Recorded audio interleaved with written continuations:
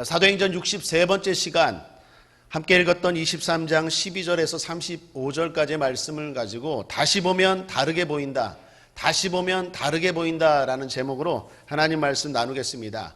그러니까 숨은 그림 찾기라는 게임이 있습니다. 관찰력을 요구하는 게임입니다. 얼핏 보면 잘 모릅니다. 그런데 다시 잘 보면 각종 물건들이 묘하게 숨겨져 있습니다. 그래서 이 게임에서 이기려면 또 보고 또 다시 잘 보아야 합니다. 여러분, 하나님의 일들이 그렇습니다. 마치 숨은 그림 찾기 같습니다. 겉으로 보면 잘 모릅니다. 그런데 자세히 관찰하면 보입니다. 예를 들어 성경을 보십시오. 성경을 흔히 보고라고 합니다. 보물 창고라는 말입니다. 하나님의 놀라운 보물, 세상이 줄 수 없는 선물이 성경 안에 다 있다라는 것입니다. 그런데 얼핏 보면 그런 책 같지 않습니다. 오히려 따분해 보입니다. 내용도 나와 상관없는 먼 이스라엘 나라, 그리고 먼 수천 년 전의 이야기처럼 보입니다. 그래서 읽으면 졸음만 옵니다. 불신자들도 성경을 압니다. 그러나 이 성경을 보물책으로 여기고 대하지 않습니다. 그러나 성도님들, 그리고 저 잘 보면 이 성경 안에 엄청난 하나님의 약속이 담겨 있습니다. 풍성한 선물이 담겨 있습니다. 그 은혜와 그 축복을 누린 사람들이 수도 없이 많은 줄 믿습니다. 그 중에 한 사람이 미국의 존 워너 메이커입니다. 이 사람은 백화점 왕이라고 불리우는 재벌입니다. 14살 때 점원으로 시작해서 31살 때 미국에서 최고의 큰 백화점을 세웠습니다. 그의 재산은 상상할 수 없을 정도로 많았다고 합니다. 그때 어느 신문기자가 질문합니다. 당신 재산 중에 가장 소중한 것이 무엇입니까? 라고 물었을 때 존 워너 메이커는 이렇게 답합니다. 11살 때 선물 받은 $2 75센트의 성경입니다. 이 성경이 지금의 나를 만들었고 지금도 이 하나님의 놀라운 보물의 약속은 이루어지고 있기 때문입니다. 성경 얼핏 보면 그런 책 같지 않습니다. 그래서 잘 보아야 합니다. 기도하고 보아야 됩니다. 성령 충만함으로 보면 놀라운 책입니다. 나를 복되게 하는 놀라운 책입니다.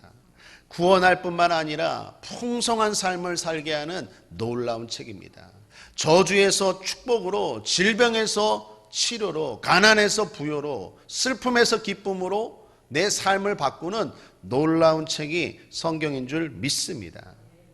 성경만이 아닙니다. 성도의 삶도 그렇습니다. 성도 한 사람 한 사람을 보면 겉으로 약해 보입니다. 부족해 보입니다. 때로는 무지하기까지 합니다. 그런데 잘 봐야 합니다. 성도 한 사람 한 사람을 다시 보아야 합니다. 그러면 다르게 보입니다. 그래서 고린도후서 6장 9절 10절에 이렇게 말합니다. 성도에 대해서 무명한 자 같으나 유명한 자요, 죽는 자 같으나 보라 우리가 살고, 징계를 받는 자 같으나 죽임을 당하지 아니하고, 근심하는 자 같으나 항상 기뻐하고, 가난한 자 같으나 많은 사람을 부유하게 하고, 아무것도 없는 자 같으나 모든 것을 가진 자로다. 누가? 저와 여러분이. 믿습니까? 아멘. 아무것도 없는 것 같지만 모든 것을 가진 사람이 저와 여러분입니다. 그래서 우리는 얼핏 보는 게 아니라 잘 봐야 합니다. 그러면 하나님의 손길이 있습니다. 하나님이 함께하고 계십니다. 오늘 본문에 바울도 보십시오. 겉으로 보면 고난투성입니다. 바울 때문에 예루살렘에 큰 소동이 일어났습니다. 유대인들이 사람들을 선동하고 흥분시켜서 바울을 법정에 송사했죠. 그때 도시를 관리하는 책임자인 천부장 루시아가 도대체 이 바울이 뭔 잘못을 했는데 너희 유대인들은 그렇게 죽이라고 하고 그렇게 핍박하고 송사하느냐 해서 정식 공회를 소집합니다. 그리하여 바울은 공회 앞에 서게 됩니다. 그리고 연설합니다. 유대인들이여, 사람들이여, 부형들아, 형제들아, 내가 어떻게 왜 예수를 믿고 지금 이렇게 되었는지, 나도 너희들처럼 경건한 유대인이고 로마 시민권자이고 가말리알의 문화생인 내가 왜 이렇게 변했는지 잘 들어보시오 하고 연설합니다. 여러분, 오늘 본문만이 아닙니다. 지난 시간에 읽었던 앞에 22장에서도 길고 자세하게 바울은 자신의 삶에 대해서 간증하고 있습니다. 여기 잘 보셔야 됩니다. 겉으로 볼 때는 바울은 신문받고 있습니다. 재판장입니다. 그리고 자신을 지금 변론하고 있습니다. 나는 죄가 없다고 변론하고 있는 것처럼 보입니다. 그런데 다시 보십시오. 이것은 설교입니다. 간증입니다. 대단히 좋은 복음 전파입니다. 그 자리에 많은 사람들이 모였습니다. 바울 힘으로 노력한다고 그 많은 사람들 모을 수 있겠습니까? 없습니다. 그런데 엄청난 사람들이 모였습니다. 모인 사람들뿐만 아니라 모인 사람들 한 사람 한 사람이 다 제각기의 사람들입니다. 바리새인도 있습니다. 사두개인도 있습니다. 유대인도 있습니다. 대제사장도 있습니다. 로마 군사도 있습니다. 백부장도 있습니다. 천부장도 있습니다. 이런 사람 어떻게 한 자리에 다 모을 수 있겠습니까? 바울이 복음 전파하려고 모으려고 해도 이건 도저히 모을 수 없는 일입니다. 무슨 말입니까? 겉으로 보면 바울이 신문받고 있는 죄수 신분인 것 같지만 지금 바울은요, 그 수많은 사람들에게 복음을 증거하고 있다라는 것입니다. 하나님의 역사라는 것입니다. 여러분, 또한 바울은 감금당한 상황입니다. 그런데 다시 보십시오. 이건 감금이 아니라 하나님의 철저한 보호입니다. 당시 바울을 죽이려고 하는 사람들이 등장합니다. 얼마나 도끼를 품었는지, 내가 바울을 죽이기 전에는 마시지도 않고 먹지도 않겠다고 작정한 사람들이 40명이나 등장합니다. 오늘 본문 12, 13절을 보십시오. 함께 읽겠습니다. 시작. 날이 새매 유대인들이 당을 지어 맹세하되 바울을 죽이기 전에는 먹지도 아니하고 마시지도 아니하겠다 하고 이같이 동맹한 자가 40여 명이더라. 40여 명의 사람들이 바울을 죽이려고 작정했습니다. 치밀한 작전까지 세웠습니다. 사내들인 공회에다가 요청합니다. 천부장에게 가서 대제사장님 말하십시오. 바울에 대해서 좀 더 조사할 게 있다라고 요청하십시오. 그래서 천부장이 허락해서 바울이 영내에서 공회까지 가는 도중에 우리가 매복했다가 그놈을 죽이겠습니다. 이렇게 치밀한 작전까지 세웠습니다. 그런데 그 작전이 탄로납니다. 그 작전을, 그 비밀을 누가 듣습니까? 바울의 생질, 오늘날로 말하면 조카가 그걸 듣게 돼요. 여러분, 이게 우연입니까? 아니, 비밀스러운 이야기예요. 남 죽이려고 하는 걸 뭐 떠벌리면서 크게 소리 지르면서 합니까? 아니죠. 비밀리에 모여서 소곤소곤했을 텐데 그걸 딴 사람도 아니고 바울의 조카가 그걸 들어요. 그리고 그 이야기를 천부장에게 가서 말합니다. 그랬더니 천부장이 어떻게 합니까? 군사를 또한 붙여줍니다. 그 군사의 수가 성경에 나오는데 23절을 보십시오. 백부장 둘을 불러 이르되 밤 제3시에 가이사랴까지 갈 보병 200명과 마병 70명과 창군 200명을 준비하라 하고, 비밀리에 그 암살 계획을 듣고 밤 제3시, 오늘날로 말하면 밤 9시입니다. 밤 9시에 바울을 가이사랴 총독 있는 곳으로 보내자라고 하면서 군사를 붙이는데 그 수가 몇 명입니까? 470명이에요. 보병 200명, 마병 70명, 창군 200명, 도합 470명을 붙입니다. 여러분 보십시오. 바울을 죽이려고 하는 사람들은 몇 명이라고요? 40명이었어요. 그런데 바울을 보호하는 군인이 몇 명이라고요? 470명, 10배가 넘어요. 어떻게 이런 일이 벌어집니까? 하나님의 손길이에요. 여러분, 이게 보이십니까? 보여야 돼요. 보이십니까? 보여야 돼요. 하나님이 지금 바울을 보호하고 있습니다. 강금인 것 같습니다. 죄수인 것 같습니다. 그런데 거의 이것은요, 국빈급 대접이에요. 당시 예루살렘을 수비하는 수비대가 1000명이었습니다. 1000명 중에서 470명을 바울을 보호하는 데 붙였다. 거의 반을 바울을 보호하는 데 붙였다는 거예요. 이건 거의 장관 그 이상의 대접을 바울이 받고 있다라는 것입니다. 그 보호를 받아 바울은 점점 로마로 갑니다. 가는데 편지까지 써서 보냅니다. 안전하게 보냅니다.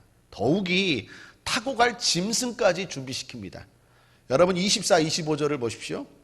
또 바울을 태워 총독 벨릭스에게로 무사히 보내기 위하여 짐승을 준비하라 명하며 또 이 아래와 같이 편지하니 일렀으되. 군사 붙여줍니다. 타고 갈 짐승 대비시킵니다. 그리고 이 사람이 어떤 사람인지 총독에게 편지까지 써서 보내줍니다. 여러분, 이게 죄수에 대한 대접 같습니까? 겉으로는 지금 바울이 죄수라니까요. 그런데 자세히 보라니까요. 자세히 보면 이게 하나님이 바울을 지금 엄청나게 보호하고 또한 편하게 지금 로마로 데리고 가고 있다라는 것입니다. 하나님의 보호, 하나님의 인도하심, 하나님의 섭리를 보십시오. 겉으로는 고난입니다. 그러나 다시 보면 하나님의 인도입니다. 겉으로는 강금입니다. 그러나 다시 보면 하나님의 보호입니다. 겉으로는 혼란과 소동입니다. 그러나 다시 보면 하나님의 놀라운 계획이 착착착 진행되고 있습니다. 여러분, 제가 지금 무엇을 말하고 있습니까? 저와 여러분의 삶도 그래요. 겉으로 보면 아무것도 아닌 것 같고, 겉으로 보면 시간 낭비인 것 같고, 겉으로 보면 고생하는 것 같고, 겉으로 보면 놀고 있는 것 같지만 자세히 보면 하나님이 우리를 향한 그 놀라운 손길과 인도하심이 있다라는 것이에요. 믿습니까? 나는 자꾸 내 인생을 망치는 것 같고, 나는 자꾸 실수하고 잘못하는 것 같지만 하나님의 손길, 그 마이다스의 손길 안에서 우리를 향한 하나님의 계획들이 착착착 진행되고 있는 거예요. 보이십니까? 다시 보면 다르게 보인다라는 것입니다. 곰이라는 글자를요, 거꾸로 하면 뭡니까? 그죠? 문이죠. 곰이라는 글자를 거꾸로 읽으면 문이에요. 내 앞에 곰이 딱 버티고 있는 것처럼 보이지만 잘 보면 하나님의 문이 거기에 있어요. 그래서 잘 보고 다르게 해석할 줄 알아야 될 줄 믿습니다. 그런데 거기서 두 가지만 권면합니다. 다시 보면 다르게 보이는데 첫 번째 권면할 사항은 다시 보아야 할 때가 있다라는 거예요. 특별히. 그때가 언제일까요? 두려울 때, 걱정이 찾아올 때, 불안할 때, 힘들 때, 불평이 생길 때, 염려가 가득할 때, 화날 때, 분노가 치밀을 때, 그때는 꼭 다시 보아야 할 때입니다. 왜 그렇습니까? 그것은 하나님이 주시는 마음이 아니기 때문에 그래요. 그래서 성도는요, 그때 주의해야 돼요. 그리고 중요한 결정의 행동을 하면 안 됩니다. 그때는 다시 생각하고 다시 보아야 할 때예요. 이스라엘의 첫 왕이었던 사울을 보십시오. 사울이 잘 나가다가 말년에 어려움에 처하게 됩니다. 그때 다시 생각하고 자신의 인생을 다시 보아야 했습니다. 다시 보면 하나님의 손길이 있었어요. 사울이 잘못했거든요. 죄를 지었어요. 하나님 말씀대로 살지 않았어요. 그래서 하나님이 깨달으라고 고난을 주셨어요. 그때 잘 생각하고 겸손하게 깨닫고 돌아왔어야 돼요. 그런데 미움, 불안, 분노, 고집, 두려움 등의 감정에 휩싸여서 신접한 여인, 오늘날로 말하면 무당 찾아간 거예요. 권사님이 무당을 찾아간 거예요. 목사가 무당을 찾아간 거예요. 앞길을 알기 위해서. 너무 불안하니까, 너무 걱정되니까, 아니 목사가, 권사가, 집사님이 무당 찾아가면 돼요? 안 되는데 그런 마음이 있을 때 행동을 했다라는 거예요. 그때는 행동할 때가 아니라 다시 생각하고 다시 보아야 할 때예요. 그런데 찾아갑니다. 결국 사울은 어떻게 됩니까? 돌이킬 수 없는 강을 건너요. 불행한 인생의 끝이 임합니다. 사랑하는 여러분, 두려울 때는 행동할 때가 아니에요. 왜 이런 말 하죠? 내가 홧김에 그냥 화났을 때는 행동할 때가 아니에요. 그때 결정하고 행동하면 큰일 나요. 걱정이 찾아올 때, 염려가 가득할 때, 그때는 행동할 때가 아니에요. 결정할 때가 아니에요. 떠나야겠다. 그냥 하지 말아야겠다. 시작해야겠다. 그때는 결정할 때가 아니라 다시 생각해야 할 때예요. 두려움, 걱정, 불안, 분노, 미움, 이건 절대로 하나님이 주시는 마음이 아니에요. 그럴 때 결정을 하면 내 삶은 계속 꼬여가요. 그때는 십자가 앞에 엎드려야 될 때예요. 다시 내 인생을 살펴보고 하나님이 왜 내 인생 가운데 이렇게 인도하시고 이러한 손길을 베푸시나라는 것을 돌아봐야 할 때인 줄 믿습니다. 이전 교회에서 함께 부교육자로 사역하던 목사님이 계십니다. 저보다 훨씬 더 능력도 뛰어나시고 성경도 많이 알고 계시고 설교도 잘하시는 목사님이셨습니다. 그런데 이분이 화난다고 참지 못하고 사표 내고 나가셨어요. 그 전에도 화만 나면 나 개척할 거야. 입버릇처럼 습관처럼 그냥 하던 분이셨어요. 그런데 결국 화난다고 그날 그냥 사표 내고 그냥 나가버렸어요. 여러분, 우리가 개척할 수 있어요. 뭔가 결정할 수 있어요. 그거 나쁘다는 거 아니에요. 그런데 문제는 뭐예요? 홧김에 했다라는 거예요.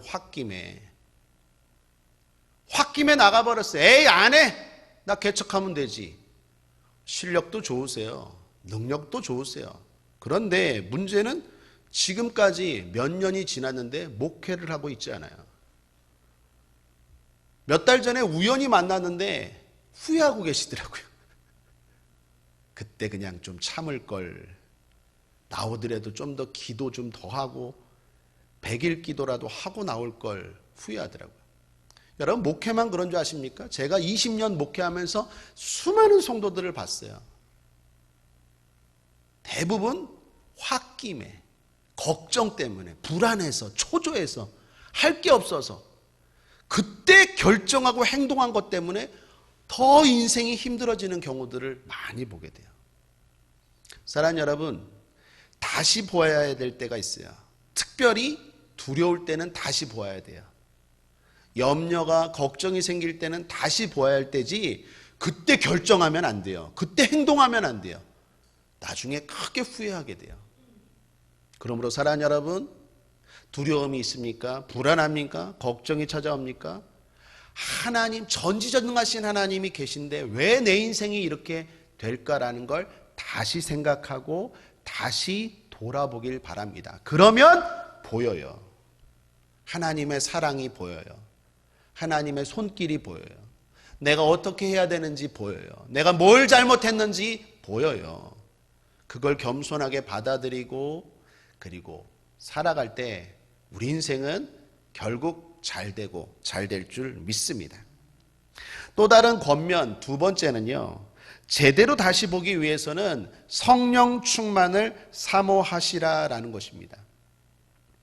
여러분, 제가 이렇게 다시 보십시오, 그러면 다르게 보입니다 라고 권면하면 꼭 이렇게 답변하시는 분들이 계세요. 목사님, 다시 봐도 고난이에요. 기도하고 다시 봐도 걱정이고 다시 봐도 왼수예요. 미워 죽겠어요. 다시 봐도 다르게 안 보이는데요 라고 하는 분들이 계세요. 혹시 이 자리에도 그런 분들 계십니까? 다시 본다고 무조건 다르게 보이는 건 아니죠. 맞습니다. 다시 볼 때는요, 어떻게 봐야 됩니까? 성령 충만함으로 봐야 돼요. 내가 성령 충만함으로 다시 볼 때 다른 게 보여요. 다르게 또한 보일 줄 믿습니다. 주님의 손길이 보여요. 하나님이 함께 하심이 보여요. 지난 금요철야 때 금식 기도에 대해서 나누었습니다. 우리가 하나님의 뜻대로 살기로 결단하고 금식하고 기도하여서 성령 충만할 때, 그때 주님은 어떻게 반응하십니까? 이사야서 59장 9절에 이렇게 말씀합니다. 내가 부를 때에는, 여기서 내가는 어떤 내가예요? 금식하고 하나님의 뜻대로 살기로 결단하고 회개하고 성령 충만한 내가, 그럴 때 부를 때에는 주님 뭐라고요? 나 여호와가 응답하겠고, 그런 내가 부르짖을 때에는 말하기를 내가 여기 있다 하리라. 무조건 다시 본다고 다르게 보이는 게 아니에요. 다시 봐도 미운 놈은 미운 놈이고, 다시 봐도 걱정은 걱정이고, 고난은 고난입니까? 다시 보라는 것은 성령 충만함으로 다시 봐야 된다라는 것입니다. 성령 충만한 아브라함이 다시 보니까 갈 바를 알지 못한 막연한 미래였지만 하나님의 보호하심이 느껴졌어요. 성령 충만한 여호수아와 갈렙이 다시 보니까 그 거인들이 차지하는 두려운 땅이 아니라 하나님이 약속하신 젖과 꿀이 흐르는 가나안 땅으로 보였어요. 반대로 성령 충만하지 않은 요나가 니느웨 땅을 보니까 그 니느웨 땅의 사람들은 다 죽일 놈이고 죄인들이고 지옥 갈 놈들이에요. 성령 충만하지 아니한 제자들이요, 예수님을 보니까 예수님은 실패자예요. 십자가에서 힘없이 죽은 실패자예요. 그래서 다 도망간 거예요. 성령 충만함으로 다시 봐야 돼요. 성령 충만함으로 교회를 바라보고 성령 충만함으로 예배를 바라보면 이것이 나를 지켜주는 능력이요 축복의 자리인 줄 믿습니다. 그렇게 보이는 줄 믿습니다. 성령 충만함으로 여러분의 인생을 다시 보십시오. 하나님의 손길이 보인다니까요. 이게 지금 고난이 아니라 연단이라니까요. 나를 더 잘하고 하나님의 복을 받게 하는 연단으로 보여요. 그러므로 사랑하는 여러분, 그래서 오늘도 기도해야 되는 이유가 여기 있어요. 오늘도 성령 받으십시오. 성령을 소멸시키지 맙시다. 성령 충만합시다. 이 성령 충만함으로 내 인생을 바라보면요, 그저 감사해요. 그 어디나 하늘나라, 그 어디나 주 예수와 동행하니 천국이에요. 그러나 성령 충만 없이 아무리 다시 봐도 답이 안 나와요. 내 인생에 불평만 생기고 절망만 생기고 한숨만 나와요. 오늘도 이 하나님의 집에 오신 여러분들, 또 인터넷으로 예배드리는 여러분들, 성령 충만을 사모하시길 바랍니다. 더 성령 충만하셔서 하나님이 기가 막히게 저와 여러분의 삶 가운데 역사하시는 그 손길이 느껴지고 또 경험되기를 주님의 이름으로 축원합니다. 주님, 세상 끝날까지 우리를 고아처럼 버려두지 아니하신다 그랬어요. 세상 끝날까지 내가 너와 함께 하겠다고 약속하셨어요. 오늘 말씀은 제가 옛날에 읽은 책 한 대목으로 마무리하고자 합니다. 제가 옛날에 읽은 책 가운데 이런 대목이 있어요. 하나님은 1년 내내 푸른 하늘만을 약속하지 않으셨다. 하나님은 사계절 내내 내 삶에 꽃들이 피어 있는 길만을 주겠다고 약속하지도 않으셨다. 하나님은 내 삶에 폭풍 없는 바다, 슬픔 없는 평화를 약속하지도 않으셨다. 그러나 오직 한 가지, 하나님은 내가 어떤 상황에 있건 함께 하시겠다고 약속하셨다. 하나님이 함께 하시면 어떤 환경과 상황도 결국 나에게 유익이 되는 거예요. 기회가 되는 거예요. 축복이 되는 거예요. 선물이 되는 거예요. 아멘이십니까? 비가 오면 비가 오는 대로 좋고, 날이 밝으면 맑은 대로 좋고, 눈이 오면 눈이 오는 대로 좋고, 그저 감사하고 그저 행복이에요. 왜요? 그 모든 하나님의 손길이 결국 합력하여 선을 이룰 줄 믿습니다. 복이 될 줄 믿습니다. 그러기 때문에 그저 감사해요. 그 과정 하나하나가 다 유익이고 필요한 거예요.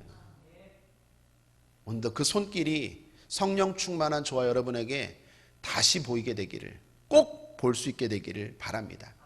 이사야서 41장 10절입니다. 두려워 말라, 내가 너와 함께함이니라. 놀라지 말라, 나는 내 하나님이 됨이니라. 내가 너를 굳세게 하리라. 참으로 너를 도와주리라. 참으로 나의 의로운 오른손으로 너를 붙들리라.